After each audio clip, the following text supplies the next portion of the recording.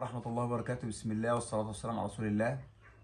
أهلا وسهلا بيكم في فيديو جديد وحلقة جديدة من قناة فلاحين مصر.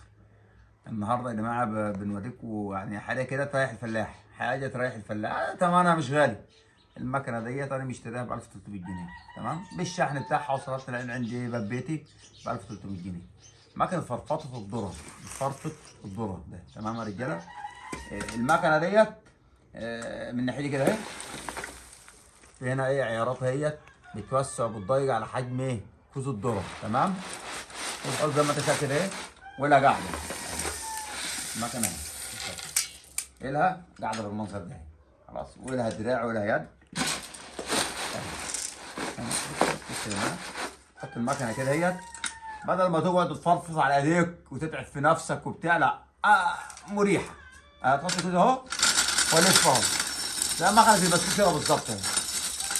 طلع لي ايه الكلحه منين؟ من الناحيه الثانيه، ايه لها فتحه كده تطلع الكلحه، احط الكلحه هي الكوالح جنب اهيت وقاعد افرفط في الدور بالمنظر الحلو ده ولا وقع دي. مثلا في كوز فيه حبيتين ولا حاجه تفرفطهم كده خالص اهي. بسم الله.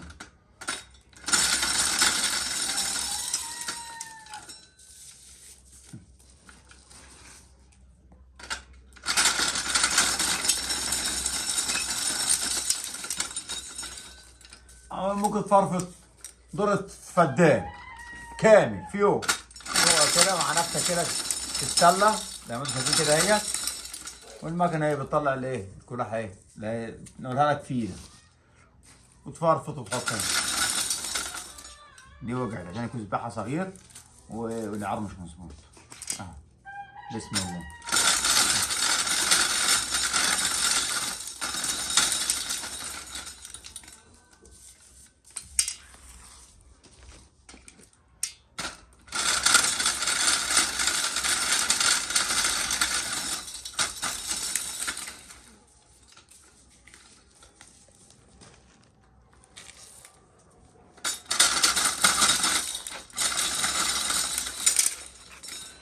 يعني المكنه مريحه جدا جدا جدا، ممكن تفرفط.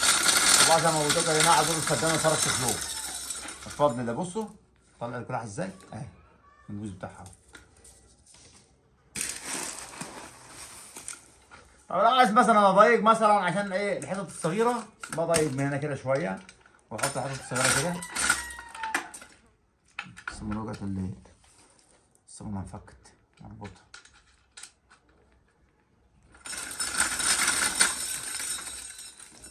الحته الصغيره بصوا بتعملها ازاي اهي. بسم الله.